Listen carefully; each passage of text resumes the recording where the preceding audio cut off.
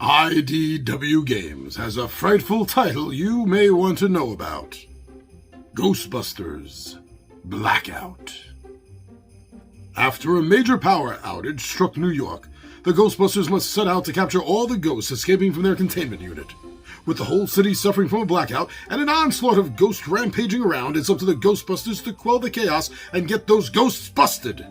Ghostbusters Blackout is a fully cooperative board game for 2 to 4 players. In it, players roll dice and allocate them to move around the city, capture ghosts, and buy upgrades for their ghost-busting tech, all while trying to keep the city from collapsing from the ensuing chaos. IDW packed a wallop in that description, I think.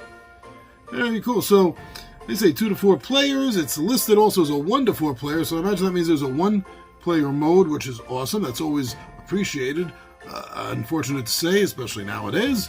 But moving on, that alone always attracts me. 1-player game will always draw me in to learn more about it. And that was one of the first things that happened here, along with the name Ghostbusters. Are you a Ghostbusters fan? Hell, I am. I can't think of not looking into a Ghostbusters game, if nothing else, at least for curiosity. And this ended up going a little further than curiosity.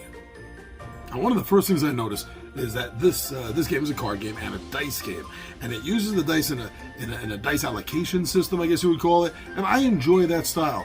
You know, it's almost like Tiny Epic Galaxies. You roll the dice, and then depending on what you roll, you're able to use those facings to do certain things.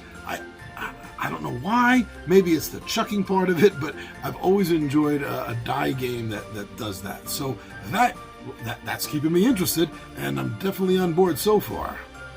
Now, when I was reading, there was something I had to look at twice, actually.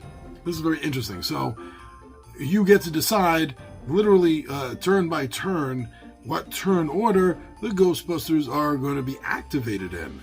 So, there's no rigid system of clockwise or initiative count. Literally, after I go, who do we think best, or who wants to go most, or however you're going to decide it, but you get to decide. I like that.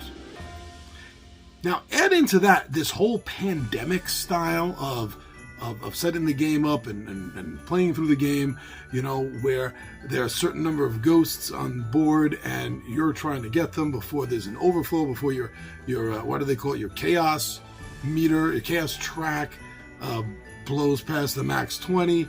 And that was making me think of Pandemic. And I play Pandemic. I enjoy it. I like Pandemic Cthulhu. So even though this isn't a Pandemic game, they are using some of the Pandemic ideas that I enjoy and also I'm familiar with. So that's another bonus.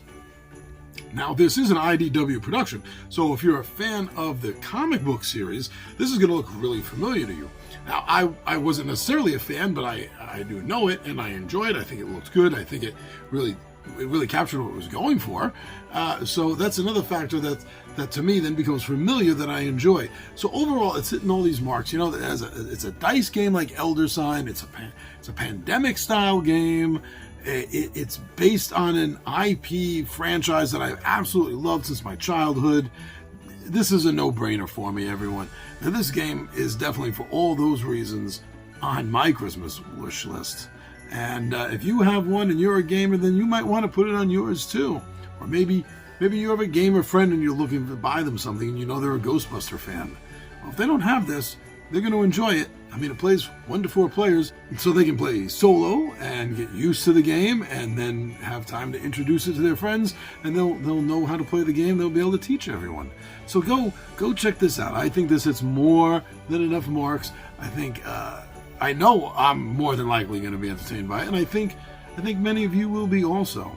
So, Ghostbusters Blackout by IDW Games.